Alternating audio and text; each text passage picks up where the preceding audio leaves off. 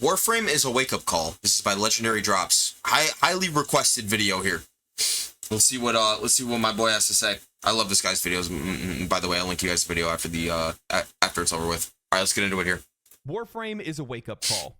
Look, the phrases free-to-play and live service, whether by themselves or in combination with one another, don't fill players with a lot of confidence, and they shouldn't, because they become synonymous with games and studios that are under-delivering on a product and service while asking for the absolute most from their audience. More time, more engagement, more money, extracting as much as they possibly can while putting in the least amount of effort. Exactly what I was saying about all the other developers when we were watching the documentary. Warframe is the most well-known yet under-discussed and underappreciated games in all of gaming. It's often referred to as the internet's best-kept secret, and I'm tired of it being a secret. Couldn't have been further from the truth, by the way. Warframe is the blueprint by which many of these free-to-play games and live service games should be following, but they're not. It's a game that is tirelessly supported by its developer and by its community in a way that I don't even think any other game can even replicate. And once you guys hear about some of this stuff, it's going to blow your mind. Free-to-play and live service is supposed to be a way for developers to be able to deliver a smaller product and grow it over time. Be able to deliver a valuable service, a valuable product, and grow it while the community supports it. And that's the kind of game that Warframe is. That's what we're going to be talking about today. Luckily, today's sponsor is actually the game that inspired Warframe. I've played World of Tanks multiple times over the years with my friends. World of Tanks inspired Warframe. You heard it here first. This is one of the longest-running free-to-play games on the market. This guy's good. Actively supported this guy's good. Now, Legendary Drops is amazing. Yeah, I know. I watch a lot of his videos. I never saw this one because I wasn't into Warframe at the time when it dropped, but this guy's good. And hundreds of hours of gameplay. The extensive arsenal includes tank destroyers, artillery, light, medium, and heavy tanks, providing you with a wide range of options for different combat strategies. Wait, that was in the documentary? I don't even remember that. Tanks, whether you're charging in guns, that had to have been in the very beginning of it. There's always a new way to play. Here's the best part: new players. I thought it was using the invite code combat Civilization or something. Below. You get a Cromwell B. Whatever the case. British premium tank. I forgot about that. You're right. 50,000 credits and 7 days of premium access. Plus, you'll get to try out 3 other he isn't joking either. For 10 battles each. Just use the link in the description below to get started.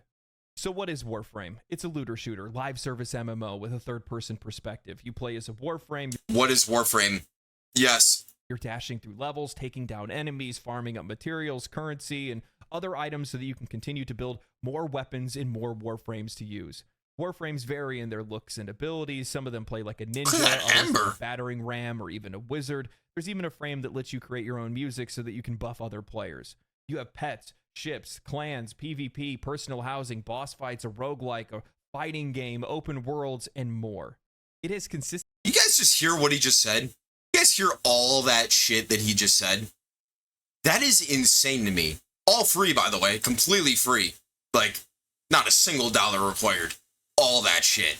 Consistently stayed in the top 20 of the most played games on Steam for over a decade now. And in doing that, there is something inherently... That's exactly why I started playing the game, because it was always top page on Steam. ...special here. If we look at the game's player base on Steam, while it's not burning the world down with insane peaks, it's maintained its player base consistently since 2013, and it's only continued to grow. Insane. So how has Warframe maintained that success? Sustainability. Why is nobody talking about it? And unlike many other live service games, why aren't we hearing people complaining about it or how it mistreats its players? Well, to answer that, we need to understand the game's history and that of its creators. Now, you may recognize the name Digital Extremes, renowned for their early work on Unreal Tournament in partnership with Epic Games. They played a pivotal role in shaping the landscape of multiplayer first-person shooters. They were among the first to popularize key features like online multiplayer, power weapons, team deathmatch, and capture the flag, laying the ground for many of the multiplayer games that we play today. After parting ways with Epic Games, as Epic went on to make Gears of War with Xbox Studios, they decided to pitch their own game idea, and they tried to do it for over a decade. That game was called Dark Sector. They struggled to find a publisher for this dark sci-fi MMO concept that they had, and ultimately Digital Extremes was forced into doing work for hire just to be able to keep the company afloat.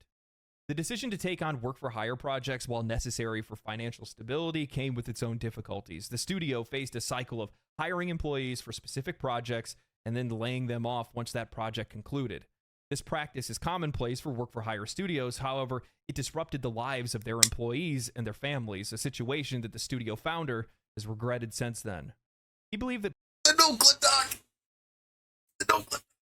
publishers often lacked a clear vision, and that Digital Extremes would have been better off just focusing on smaller, self-controlled projects, as seen with independent studios that tend to produce higher quality work when they're given full creative control. Despite the continuous Exactly, full creative control. But no, they had to suck up to all these fucking companies to get funding. efforts to pitch Dark Sector to publishers, the studio continued to face rejection, primarily due What a banger name, by the way, Dark Sector. Like a lot of these games, the name is what draws people in. That's a sick name. Like have you heard of the game Dark Sector? What the fuck is that about, dude? due to a lack of interest when it came to sci-fi games It's a on good the side name. of publishers. Off to a good start. Sentiment that somehow never even It's like bands. Like if you hear a band, like if somebody tells you about a band, but it's a shit name, it's automatically like, really want to listen to them. But if it's a good name, it's like, ooh. changed even with the success of Halo.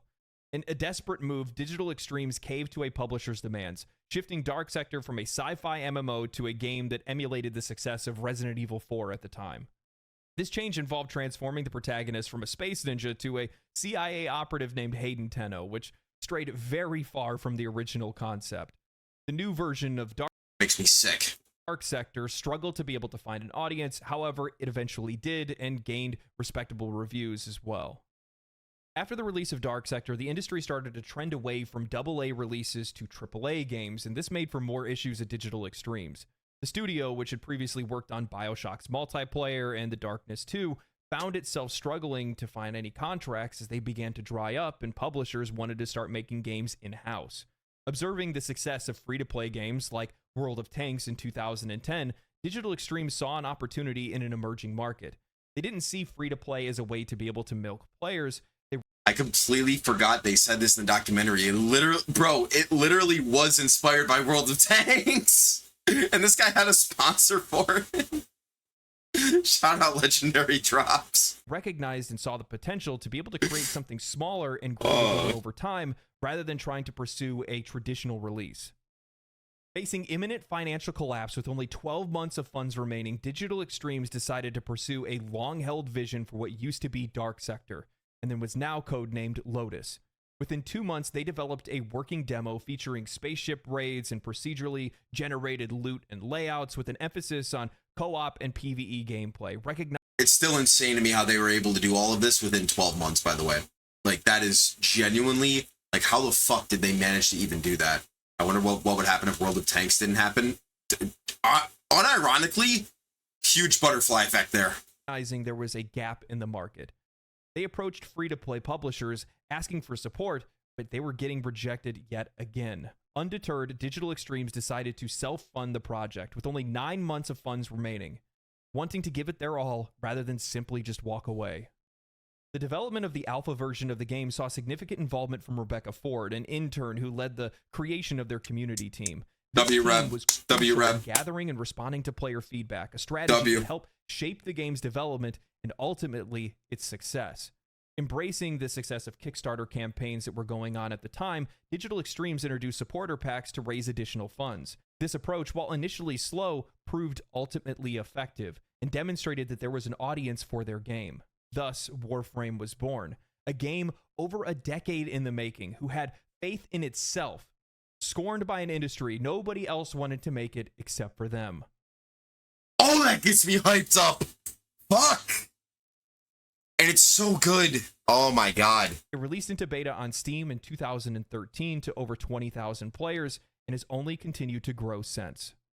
Over the years, I've come to realize that the vast majority of the studios that we grew up loving, the games that we grew up loving, the biggest studios and publishers that are out there all came from very similar humble beginnings. But the vast majority of them forgot about it. And the ones that don't end up being the ones that are the most loved and appreciated. Look at Larian Studios. Their story is almost identical to Digital Extremes. They started off making their own games to limited success. They did work for hire for a while just to be able to keep the doors open. When that industry started to dry up and move away, they went to go make their own game in Divinity Original Sin. They danced with bankruptcy, almost losing the entire studio. but they found an audience that wanted to support it, and now look at them. I love stories like that. Any sort of game development company that is teetering on the edge of bankruptcy or teetering on the edge of going under. Hearing the comeback story, it makes you actually want to play the game so much more. Crazy that when developers get to make the game they want, gamers want to play it. It's almost like they're gamers. Yeah, bro. It's almost like when gamers make games, gamers play it. Baldur's Gate 3 Insane is concept. One of the greatest games of all time. They blew up, as they deserve to do so. When I look around the industry right now, I see a lot of studios that are making games not because they want to make them, but because they're profit motivated. Purely profit motivated. Makes me fucking sick. You ever open up Call of Duty? You ever see how many fucking they put more energy into their shop than fucking actual gameplay? Like, dude, the money hungry greed is disgusting. They no longer look at players as anything other than tools for making money, and that's it. Rather than looking at them for what they actually are, which is a means to be able to deliver a higher quality product, use their feedback and their information to be able to earn their money, and then by extension, make your game even that more popular. Because when players are happy, they tend to talk about it a heck of a lot more. What a wild thing. What a wild concept. It's almost like if you make a good game that isn't like, doesn't have any predatory marketing in it or anything, you know, that's super obviously a money grab, and it's actually good gameplay. What a crazy concept that a lot of people are going to play it. They're going to bring the game to the school table. They're going to bring the game to work. They're going to tell their other buddies that play games about the game, and then the game's just going to keep growing and growing and growing. Crazy. Talk about the game, but more in positivity. Exactly. And I've also noticed that, you know, games are a form of art, and without soul, there is no art. And in the case of games, I think a lot of players are starting to wake up and realize they can see it in your trailers, they can see it in your gameplay, they can see it when the soul isn't there. And when they know it's there and they see it's there, they're into that game. But when they don't see it, they don't want to have anything to do with it. And I think that's why we've seen a lot of games over the last few years fail. Started out with great intentions, to be honest with you. But that doesn't mean that they didn't make the same mistakes that many other free-to-play and live service games make time and time again, and that's with its monetization. But the difference is they learn from their mistakes. I don't think anybody can disagree with this. Recently, over the last few years, both live service and free... Biggest reason as to why Warframe sustained the player base that it did and got popular to begin with. The fact that they learned from their mistakes. Huge thing that not a lot of companies, not a lot of game developer companies can say that they have accomplished. Play games have permeated through every space in the entire gaming industry. Every single company wants their Fortnite, Counter-Strike, Genshin Impact, whatever it might be, and of course they would, because they draw in revenues. It would make you wonder why anybody would ever want to make another full-priced game again. But with the introduction of free-to-play live service games, we've seen year over year, month over month, you have to do it right. Losing ground, losing choice, and losing their money. You have to do free-to-play right. Synonymous with cutting content and player achievement and putting a price tag on it. While the gameplay itself is free, the model has incentivized developers to paywall everything in the game or put in absurd time restrictions and hurdles for players to be able to overcome just so they can try to earn anything with their own time or their own skill. Studios today are incentivized to actively harm the player experience and lower the quality of the overall product, all in the name of higher profits. Exactly, because that's all they fucking care about. Exactly. They don't give a fuck about the player experience. They care about their fucking wallet. Makes me fucking sick. Makes me sick. There's a way to do free to play and there's a way not. Warframe is a perfect example on how to actually do free to play in a not predatory way. Like money predatory way, monetizationally. Fucking disgusting, bro. Digital Extremes was incredibly nervous about getting into free-to-play because they were afraid that they were going to do it wrong, and in fact, they did. At first, they started selling power, and it wasn't the reputation that they wanted to create for themselves. At the creation of Warframe, you could double the capacity of your mod or skill tree slots in your Warframes. However, there was insanity, no way by the way, that this was ever a thing. The only way that you could get it was by paying for it with real money. Disgusting. Early on, before the game's beta release, Digital Extremes saw the players' feedback regarding this issue and removed it and any other perceived pay-for-power microtransactions, vowing... You hear that? And they removed it because they realized it was fucking shit for the game. For fair monetization to be a core tenet of the studio moving forward. In WD. that move and other changes that they made due to their deep involvement in the early foundations of their games community, they fostered a positive community spirit and gained even more support. That's actually the biggest reason. It wasn't necessarily the fact that they changed or that they reverted those the pay to win mechanics. It wasn't necessarily that in itself that created such a positive for the game itself. It was the fact that they did it so early on and so quickly. The faster the company is able to fix these problems, the better. When a game has a shit launch and there's a fuck ton of bugs, a fuck ton of problems, a fuck ton of shit that's wrong with the game, when they don't fix it for a very extended period of time, it just builds. It builds the hatred up in the community, in the whole industry. It just keeps building the hatred. When they nip that in the bud immediately, that's when you get love and support from the gaming community and gamers themselves. You're like, oh, this company actually cares. This company actually gives a fuck about me and my opinions. Let's support the game. Let's play the game. They're actively making the game better as soon as possible. Shout out D. In an interview 6 years ago with Danny O'Dwyer of No Clip Documentaries, they mentioned how difficult it was for them to be able to find any marketing or visibility because at the time, nobody wanted to touch free-to-play games. However, the positive community that they had already started to culture, the fact that they had been listening to their community, ended up catching the attention of the late great commentator Total Biscuit, who came to cover the game and catapult its popularity into the mainstream. TB. I think that this is one of the most valuable lessons for Digital Extremes or any company to learn, and it's that good things happen to good developers, especially those who treat their players as well as Digital Extremes and listens to their feedback. Game developers large and small need to recognize the players saw this. Oh, they listened and did it? What is this? I've never heard of it. That is another butterfly effect, Total Biscuit as well. That they are providing a product and service to us, not the other way around. Yep. The expectation is on them to create a fun, fair, entertaining, and valuable experience in exchange for our money. Yep. When I see game developers That's posting exactly on what they Reddit do. talking about how they hate gamers because of YouTube live stream comments, or how a lead Starfield developer makes a Twitter thread saying, funny how disconnected some players are from the realities of game development. Jesus and yet Christ. They speak with complete authority. I mean, I can guess what it takes to make a Hostess Twinkie, but I don't work in the factory, so what the hell do I know? What a shit tweet. Who the fuck? Brother, who do you think you are? Bro, no wonder. Wait, what game was this guy developing? YouTube live stream comments, or how a lead Starfield developer, Starfield. How's Starfield doing nowadays? Makes a Twitter thread saying, funny how disconnected some players are from the realities of game Jesus development. Christ. And yet they speak with complete authority. I mean, I can guess what it takes to make a Hostess Twinkie, but I don't work in the factory, so what the... Even if this is true, why would you ever tweet this? Even if it was 100% true, why would you ever put this out there? This does nothing positive for your game, the company you work for, anything. There's no positive outcome to this. Even if you think this, why the fuck would you tweet this, you fucking idiots? Hell do I know, really? Not a lot. And neither of these opinions that these people have are in the minority of opinions. Oh, Concord. With what authority Please. do players speak? With Please. their money. They are your paying customers. Paying customers.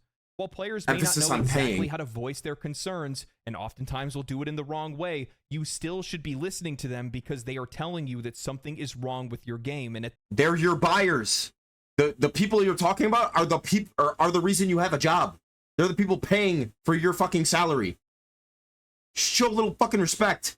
Not everybody's gonna send you a professional tweet and you know, real PG and everything. If people think your game sucks, they're gonna tell you it fucking sucks. Deal with it and make it better. Don't go on Twitter and bitching about how all these gamers are out of touch and don't know what it takes to create a game. Bro, fuck off. You think we give a fuck about that? We want to play a fun game. Do you want to make a good game and make money off of it? Then do that. Stop bitching on Twitter about it. at the end of the day, all they want is a better product, which only serves to make you more money in the end. We've seen developers stray from the side of players. However, how many developers have you seen remove a microtransaction from their game because players were using it too much? When Warframe introduced colors for their pet I've never heard of any other developer doing this. skins, they didn't realize that they had inadvertently created a gambling mechanic where players were trying to search for the rarest skin colors and the combinations that they wanted. DE saw that a player had rolled his pet's color 200 times and their stomach sank.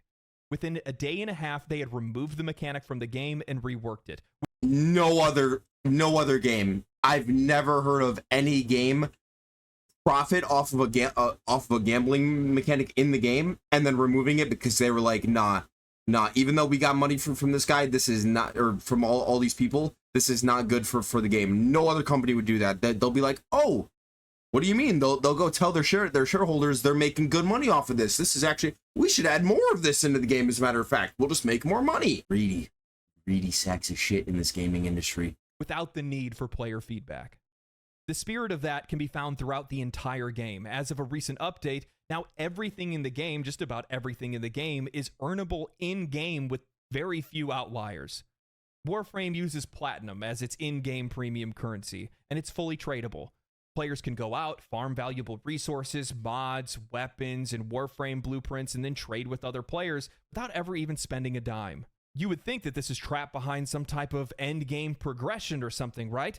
No, you can start doing this within the first 15 to 20 hours of playing the game. I was already trading items with other players and stockpiling currency from the minute that I had started. While players still have the option to buy anything that they want from the game's in-game shop, all of those things, or at least the vast majority of them outside of cosmetics and color palettes, can be earned in-game. So, Mr. Exactly, unheard of tradable premium currency. You can't trade COD points in Call of Duty. You can't trade RP in League of Legends. The fact that you're able to trade the premium currency as well is another huge thing. You can't trade gems in fucking Clash Royale. YouTuber, that means that Warframe must have the most difficult and high-end equipment behind paywalls or something, right? It has to be insanely difficult to get. No. The pinnacle Warframes and weapons are called primes. You can earn these by cracking relics, and you get relics constantly while you're playing the game. When you go to do these missions to crack the relics, you're playing with 4 players, and all 4 of you can choose to use the exact same relic, which would then increase your chances of being able to get what you wanted, because everybody can choose from everyone else's rewards. Yep. Meaning that even if you're in a party that isn't coordinated and you're all running different relics, if you don't get what you want out of yours, you can just get a copy of somebody else's thing if it's more valuable. You can choose to get whatever you want. Every weapon, every frame, companion, and otherwise is at your fingertips. You can earn your way through Warframe without ever even spending a dime, and many players have. There is no time wasting in Warframe. And what's even more... And it's not a insane, like, you can spend the money and not have to do the grind, but the grind is not, I don't know the word, the grind isn't like complete insanity. You can go both ways and you're still like, fine. I don't know how to describe it. Adding to this absurdity, they show players how not to spend money within their premium shop. If you go to their premium shop and look at any of the items available in it, next to every item, it tells you how to go earn that item in-game rather than spending money. They teach... That is also something I don't think is in many other games, as a matter of fact, because they just want to promote the premium currency. All right, ads are over. Lock back in, boys. Players how not to spend money in their shop. But that doesn't mean that players don't support the game. In fact, they do quite a lot. Because they want to. By making things so accessible, giving massive discounts on their currency and things like that, being able to just get all the things that you want in the game by playing it, players just want to spend money on the game because they want to support it, because they love the game so much. Not because... Insane, by the way. Like, I have never seen a gaming community like Warframe where they genuinely want to spend money for the sole reason of supporting the game. Not to get an advantage in the game, not anything like that. They genuinely, the Warframe community's thought process is, I'm going to spend money on the game because I love the developers. I want to support this game. Literally have never seen a community like that, ever. Never seen that. I get comments constantly about how they genuinely want to spend money on the game to support the company, not for any other reason. It's crazy. That's the reason why I spend money on the game. Exactly, AJ. No other community is like that, I promise you. Like, nobody's sitting there buying RP to be like, wow, I really want to support Riot Games. No, they want the new Lux skin. They want the new MF skin. That's it. They could give a fuck about the company. They just want the new skin. they feel like they need to. Imagine that. Imagine a world in which the players are not spending money on a game because they need to overcome some fabricated barrier that's put in place, and if they spend money, they're going to be able to get through it faster or get through it at all. No, instead, they're spending money because they actually want to support the game. They just are enjoying themselves and want to spend the money. Now, mind you, some of this is definitely driven by convenience, but the vast majority of players just love the game and want to support it. And that's not to say that there aren't areas worth criticizing. I'm still not a fan of the fact of them having 12 to 72 hour crafting timers on weapons and warframes. It's just too much. I don't know what else to say about it. It's just too much. And I don't think it's too much if you're a normal person and you have like a job and responsibility, or even like school. Like if you're a kid, it's like, you know, if you only have a select couple hours of playing, then that time is gonna pass. I don't know. I don't really care about the 72 hour. It's like, okay, I'm only able to play the game, you know, 4 or 5 times a week max. So it doesn't really affect me too much, but I can see how other people who like play the game way more, or, you know, stuff like that. I can see how it can be, how it can be a little much for other people. Change the word crafting to delivery and it's less painful.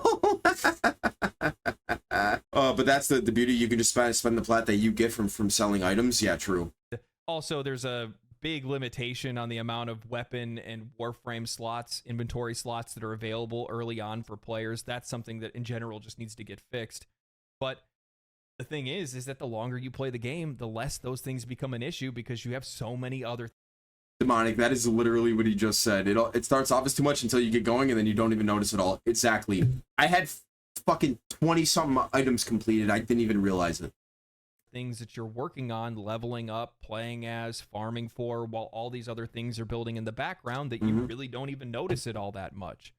And while there's room for improvement, this is largely the most ethical live service game I've ever seen monetized. And I don't think any other game wants to try to compete on those terms. They definitely don't want to compete on their content. Warframe's first turning point came when the game released on Steam, which marked a critical success and provided the studio with the necessary resources to be able to continue to support and develop the game. Unlike competitive shooters that can maintain an audience, Twinkie, I just bought 100 weapon slots. with minimal updates, Warframe faced the challenge of sustaining interest in a PvE-centric game, which is far more difficult. To overcome this, Digital Extremes heavily leaned on the experienced development team who had weathered the storm through the toughest times and possessed the deep institutional knowledge that was necessary to make the game successful. If it wasn't for the fact that they held on to their employees when the game and the studio was facing its closure, they likely would have never been able to make the game the success that it is today. Oh, absolutely. In the years following the game's release on Steam, Warframe saw a rapid expansion in content.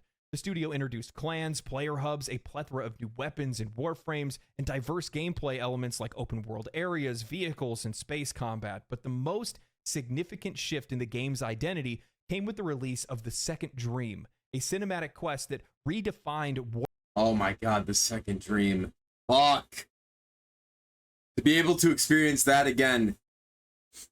Oh my god, dude. I love The Second Dream so much. I can only imagine how this was when it first dropped for the people who started playing the game early. Like for somebody who just started playing the game 3 months ago. Oh my god. Eagle, I'm saying to play the quest for the first time again. Like not knowing it at all, like a fresh again. That's what I'm saying. Not just going through it again.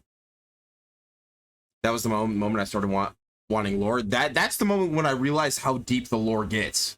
Warframe as a game. This quest introduced fully voice-acted, high-quality cinematic experiences with intricate writing and storytelling that elevated the game from a compelling free-to-play title to a truly exceptional experience. No longer was Warframe just a free-to-play game, it was just a great game that happened to be free-to-play. Absolutely. Digital Extremes continued to push boundaries with subsequent updates, including the new war, Whispers in the Walls, and the upcoming major update, Warframe 1999. These expansions demonstrate... Wait, is that what it was called before it was called the Hex? Warframe in 1999? A level of writing, character development, and cinematic quality that's typically associated with It wasn't even called the Hex then. That's crazy. AAA blockbuster titles and reflect nothing of what we've seen in typical free-to-play games. The studio's ambition to deliver high-end content remained evident with every release. further increasing the game's reputation among players, both new and old. That's what's made the Warframe that we have today. Look at this right now. Like, the Archwing could be a completely separate game within itself. Like, in itself, it could be a completely separate game to what Warframe is. This is just a part of Warframe. It's just a little thing they added, just a little part of it. Not to mention Railjack. I just played arcade games for the first time in Warframe yesterday. I mean, what the fuck? One of the systems I was the most shocked It's like 10 games in one. by was at one point I unlocked what I can best describe as For free! Sea of Thieves in space. You get a Railjack, a fully customizable ship that you can upgrade. It has multiple weapons that are controlled by other What'd I just players in say? co-op. You hire NPCs to manage the ship. You fight other ships. You can board other That could be ships, another game. steal other ships, and raid enemy bases. While the feature didn't land well on release and it had its issues, what is available today is an absolute blast to play, and it feels like it's completely native to the game and like it could have been there from the start. I'll never understand the hate for Railjack. I love Railjack. In the landscape of live service and free-to-play games, many developers opt for the safe approach, focusing on incremental updates Casually flying on a mount, by the way. and minor changes rather than undertaking another any thing. significant overhaul.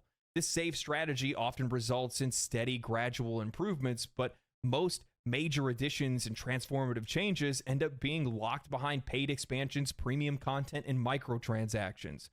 Typically, free-to-play games and live service games will introduce minor tweaks, seasonal updates, and limited time offers to try to keep players in.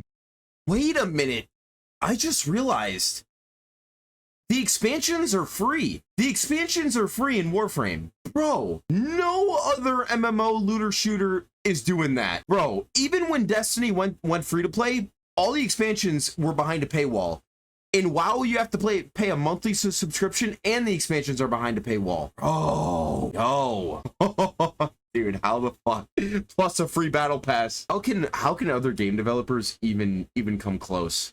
I'm telling you, bro. Engage. Well, Warframe does the exact same thing. They aren't strangers to making big splashes with major updates, and all the while, they're not charging the players a dime. Other games with standard offerings can sometimes refresh the experience and provide new incentives to be able to log in, but they rarely bring the wide-sweeping changes that might significantly alter the gameplay or narrative, making the game overall feel more stale. I'll give kudos to games like Fortnite, who often radically change their map, put in new modes, and give more ways for players to be able to express Even Fortnite, you have to pay for the battle pass. themselves in games, like even creating their own games within Fortnite. However, the vast majority of games don't do this, and in combination with that lack of risk, they often let go of the developers that got them to where they are in the first place, ignoring the players that got them to where they are in the first place. And as a result, they hollow out their experience, leaving them with nowhere to go. There's too much focus on monetization, and it's leading to a disparity between the expectations of the player. That's worldwide, by the way. Not even mentioning the gaming industry. That's worldwide. And the financial outlook of the developer. Today, we have developers that are understaffed, underpaid, under a lot of pressure, Underappreciated to their audience, while for some odd reason the company is still expecting more money. You have CEOs that are out there projecting growing profit without investing in growing content. Yep, making false promises to shareholders, the whole nine. Makes me puke. And their expectation is because you're playing, then you must be paying, and I'm Yep. sick of it. Just Agreed. recently, I saw with Apex Legends, the big drama that cropped up around it, where basically, long story short, developer goes in and makes it where you can no longer earn the next battle pass by completing the last battle pass, where previously you were able to. Oh, hell And no. They made these changes, gaslighting the players, saying that it's because we're trying to deliver you guys a more valuable experience. Oh, We're doing it hell because no, we're trying to grow Apex. the game, and we're giving you guys more value. That's really what it is. I didn't even know that happened in Apex. What? Because I know in Fortnite, when I used to play Fortnite back in season 1, 2, and 3, if you bought the first battle pass, you earned enough V-Bucks throughout that battle pass to get the next one. So I just assumed, why would Apex ever change that? That is disgusting. When anybody with any base level of intelligence can see how insulting it is to say something like that when it's so transparently not that. And they're not the only developer doing things like that. You see it across the board.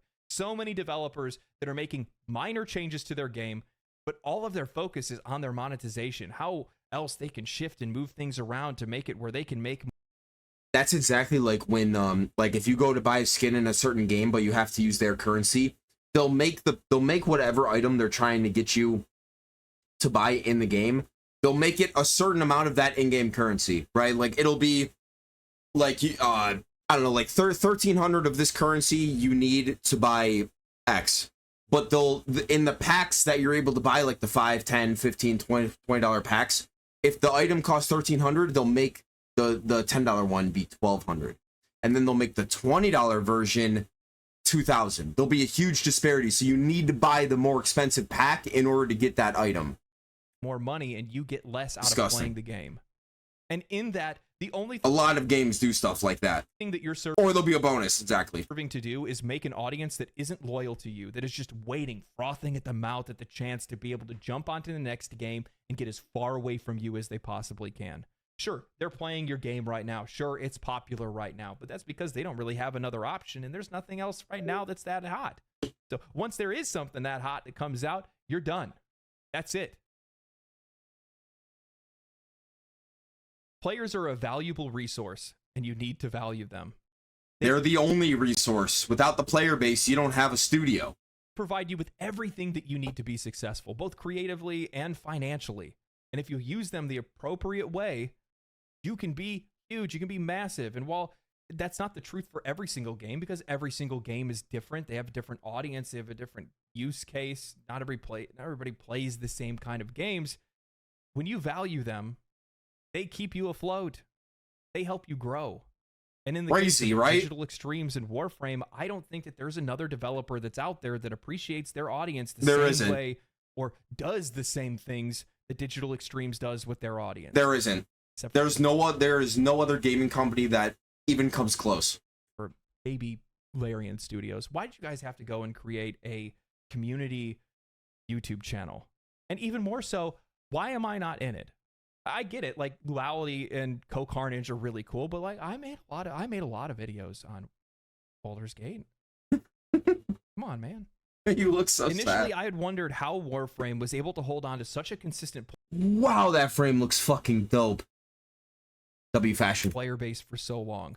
Regardless of good or bad updates, new games, or financial declines, their core audience has stayed rock solid for over a decade now, and in and of itself, that is a feat that very few games the W Vault skin. Wow, that looks good. have accomplished.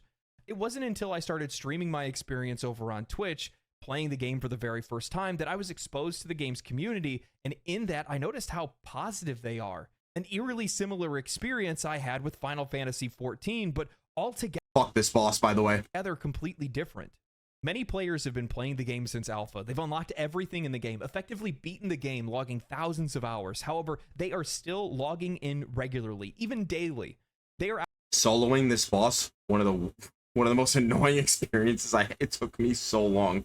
I was playing Rhino. It took me deadass like 30 minutes. I was super underleveled. out there guiding new players. And I had no idea about I had no clue what to expect from this. I didn't know the mechanics, nothing. This took me forever. And didn't know there was multiple phases. Players and doing things that they've done thousands of times because they love the game that much. And I was curious where that comes from. While sure, the game has regular updates, new content, new weapons, and new Warframes, I couldn't see how Warframe could become somebody's daily driver until I saw how Digital Extremes engages with their community. Oftentimes, developers lay silent dev between streams. content releases and major updates. They put their head in the sand, they let a couple people go out and respond or repost on Twitter, and only come out of hibernation to make promotional content to drive up interest around the next big update or major change. In that time of silence, I think it makes it No, the romp with just the mode amp alone was way worse. That was genuine torture. feel like updates are further apart than they actually are. Players aren't engaged, and when they aren't engaged, they lose interest. And DE makes it really hard for you not to feel engaged as they support their community like they're content creators rather than game developers. Every single week, they go live on YouTube and Twitch to do something they call a dev short, where Steve Sinclair, the CEO of Digital Extremes, together with Rebecca W. Ford, Steve, the W. once Reb. community manager and now creative director of Warframe, just talk to the players for 15 minutes. They answer questions. What other developer's doing this? What other developer gives a fuck enough to do this?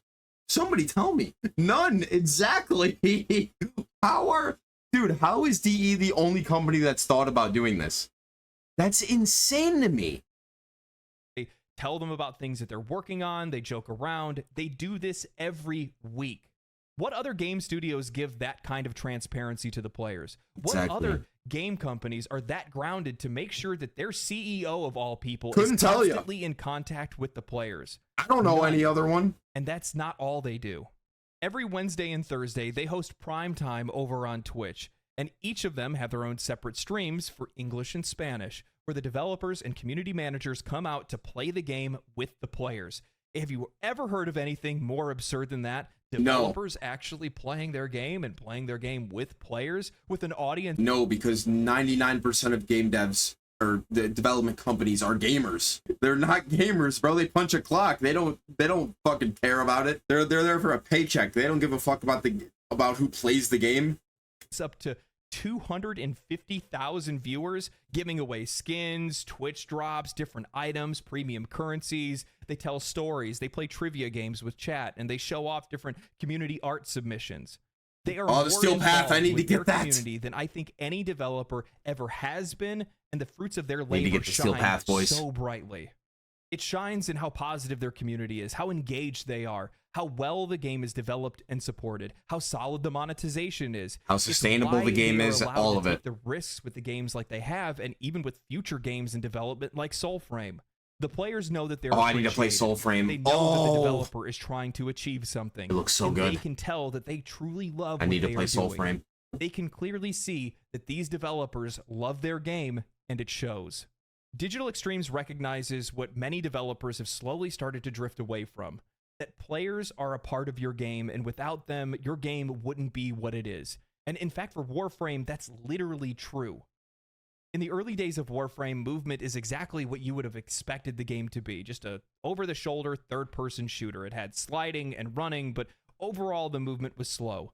Players discovered an exploit where they called it Zoran coptering, where they could essentially fly across maps, sling themselves across maps, and complete missions in a fraction of the time. Yep. Instead of removing this, instead of standing against the players and changing something that the players were enjoying or doing, they recognized that the players were exploiting this because they were trying to avoid something that was actively ruining their experience. So Digital Extremes revamped the entire movement system for the game, reworking it from the ground up to be one of the most fluid movement systems in all of gaming. They took a bug that should not have been in the game. Unintended thing in the game. The players found it. The players fell in love with it. DE said, no, we're not going to remove this. We're actually going to add it into the game itself. What other game takes at the time, a game-breaking mechanic, but the community loved it so much that they actually just incorporate it into the base game themselves instead of just nerfing it and never speaking about it again? This video took a lot longer to record than I thought it would. It's already dark outside. You might actually end up hearing my cat chattering with another cat that shows up outside. This little orange cat. They just kind of talk through the window. Aww. It's adorable. I used to have an orange cat. Well, I'm sad. Over the last few years, I've noticed a conversation that's popped up between game developers and game journalists, and they're talking about how cold and... Didn't Destiny do something similar with a sword? Yeah, shatter skating and well skating and bubble skating. I don't think Destiny is actually... They didn't implement that into the game as like something that you didn't have to do like a crazy pixel perfect mechanic to actually be able to do in game. I don't even think they even mentioned it. Like, I'm pretty sure they've never patched it, but I'm pretty sure they just haven't even mentioned it. Like they didn't take that and put it into the base game as like an easy mechanic to do. It's just a bug that they've never fixed or mentioned. So it's just kind of like if you play the game, you'll see it and you'll know about it, and you have to look up a video on how to do it. But it's not in the same tier, in my opinion. Unfeeling and how at least I don't think they've ever mentioned it. I could be wrong. Gamers are towards the plight of the industry, how some of these companies are failing, how games are failing, how companies are going out of business, how people are losing their jobs, and they are absolutely right. Because at the end of the day, we are consumers, we're buying games, and if you do not make a game that we want to play and it wasn't worth our money and we wasted it on your game and you go out of business as a result of that, that's on you. Yep, that's not on the players. To you. But He didn't That's not on the players. You eat what you kill. used to be If you starve, that's on you. like that. And I think the reason why is because back, and this is something that's just kind of evolved over time, is that many of the companies that are out there right now, some of the biggest companies that are out there right now, came from humble beginnings, no different than Larian Studios or Digital Extremes or anyone else that's out there. But when they were smaller, they felt like they were one of us because they were one of us. They were gamers. Players that were making games because they wanted to make cool games for them to play and for other people to play. When gamers make games. Shout out D. But as time went on and they got bigger and they made more money and they started selling out and literally selling out to other companies, what ended up happening is that conversation changed. That interaction that we used to have, that relationship that we used to have with the developers, that parasocial-like relationship that we had, started to disappear because they started talking to us through a veil of money. Yep. It was always apology letters and tweets that are just trying to manipulate the truth more than anything else. It's all gaslighting. Absolutely. You're not trying to help us. You're not trying to do anything for us. You're just Absolutely. trying to make money. And to be honest with you, it's cowardice. It's so disgusting. Like, if you just want to make money, go make money, dog. Say you're doing it for it. I'd almost have more respect for a company that Completely agree. If they were just completely transparent and honest about what they were doing, I'd probably have more respect for them. But the fact that they tried to stay in between the line, or stay in between the lines and try to do this gaslighting bullshit on Twitter and all these fucking apology tweets, like he was saying, I find it just fucking. It makes me want to play the game less and less and less until it eventually dies off. just laid their If nuts. they were just honest from the get-go, I'd be like, oh, okay, well, this sucks. But at least they're being on, like, at least they know what they're, at least they're saying what they're doing out front. Nuts out on the table and said, we're doing it because we want your money. Rather than trying to paint it in these colorful words to try to make it feel like they're our friends and Yeah, all this just for you PR guys. bullshit. Just That's say not it. what it is.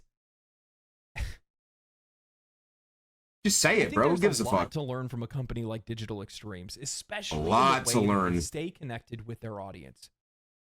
That level of connection brings in insane levels of endearment where the people that are playing the game just genuinely love the work that the people are doing because they like the people too. They like both things at the exact same time, and that's an awesome thing to have. My cat is freaking out right now. Yeah, the player base, they love the game, and they love the people who make the game. What more could you ask for? That's an awesome thing to have because players, at the end of the day, Very rare we to find in the want be gaming industry. appreciated. We want to be heard. And the more we're heard and the more we're appreciated and the more that the game is actually worth our time and money, the more likely we are to continue to invest in that game and invest in future things that you do. However, the vast Mind-blowing majority of the concept. industry is really doing nothing other than creating unloyal fan bases. Sure, your game might be doing okay now, but the minute that somebody else comes by, like Digital Extremes or something like that, that does the same things that they do, Those people are gone. or better, your audience is gone. Sayonara. I See think ya. there's a lot to learn. Never from knew this. ya. I really do. That's the whole reason I make these wake-up call videos in the first place, is because I think there is a lot to learn from some of the best studios that are on the market, some of the best games that are on the market. And there's a ton of them. There is. And I plan on doing a ton of these videos because they're a lighthouse, an opportunity for those who have drifted too far away to finally see the light, come back to land, touch grass, and find out what players like, what players really want, and how to talk to players again. Anyway, I hope you guys enjoyed this video. Oh, I Thank you guys absolutely for did. watching it this long. W If you guys video. enjoyed the video, make sure you guys subscribe to the channel. If you like the video and want more people to see it, throw a like on the video. Follow me on Twitch if you guys want to see me play Warframe or other games. And W talk about legendary news drops. and all that good stuff. What a great video. Outside of that, I'm going to take off. Stay cool, stay righteous, stay safe, my friends, and I will see you next time. W video. W video. I'm going to link it in chat. If you guys haven't seen it, if you guys don't know who Legendary Drops is, you fucking should. Give it a like. Give him a sub. Give him a follow on everything. He's fucking great. I love his content. I've never seen that video before. And I'm so happy I decided to watch that with you guys. All in all, D is the greatest.